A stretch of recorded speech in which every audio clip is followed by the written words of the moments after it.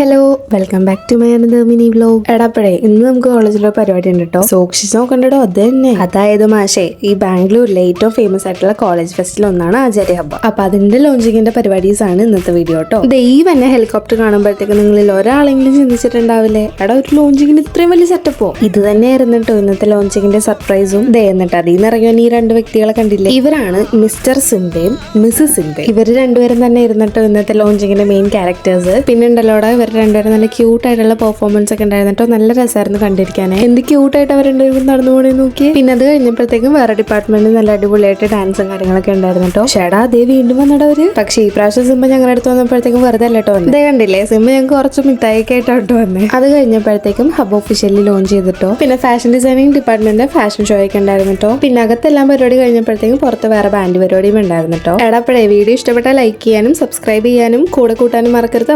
അപ്പോൾ by, see you.